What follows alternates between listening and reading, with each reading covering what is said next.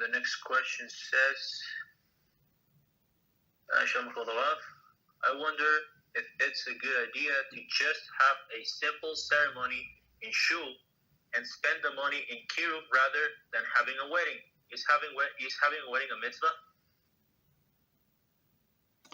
Having a wedding mitzvah for other people. So that's very, very good question. Have a fancy schmancy wedding or have a small wedding. So I had one of the first people with whom we started the class. He no longer with us. I don't know where is he. So he by that time he just got married. Well, he was planning the marriage, and of course knew Baal Teshuvah. He was religious by the time he was maybe 3 months, 4 months. I don't know, maybe 6 months. 6 months Baal Teshuvah, and he asked Rabbi if he knows anybody, and Rabbi said, I know I have a student who's been my student for a few years, approximately at the same age.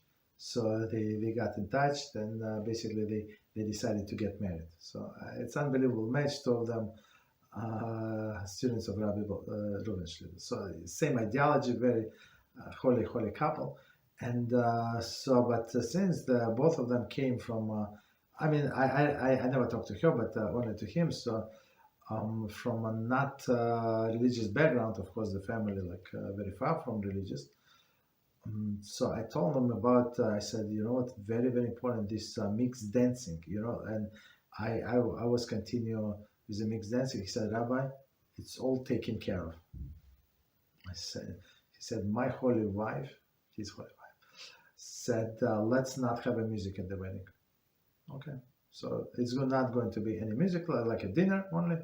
So just speeches, because this our relatives would not understand. They are not on this level to understand separate sittings, and the separate sitting, no dancing together. So he said it's a lost battle, right? And he was in his early 30s. I guess at the same age, but all of their relatives, they're not going to listen to them.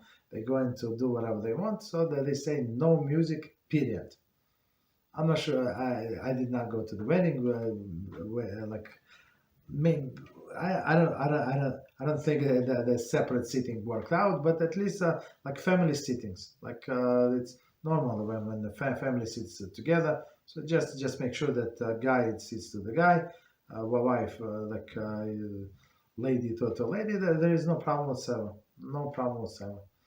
Understand? So they decided to have this dinner, whatever.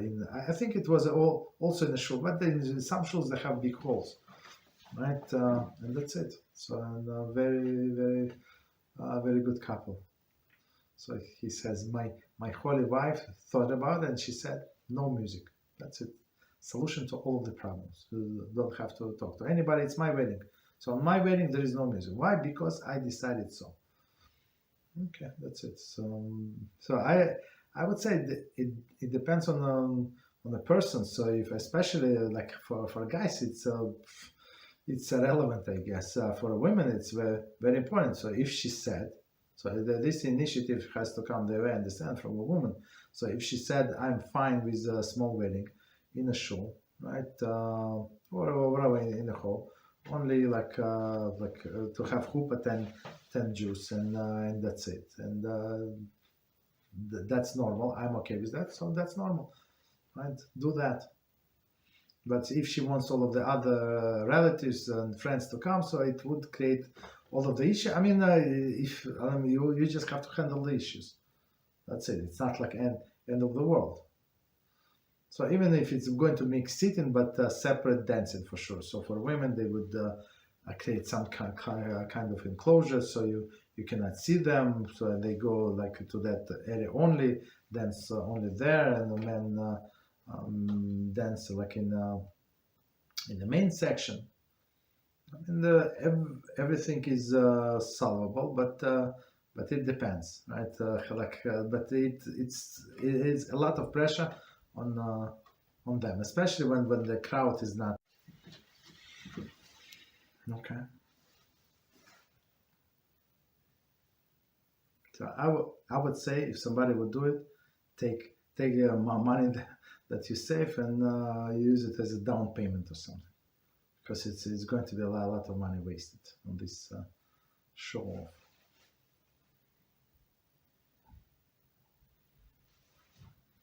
Thank you very much, Rabbi. You're welcome.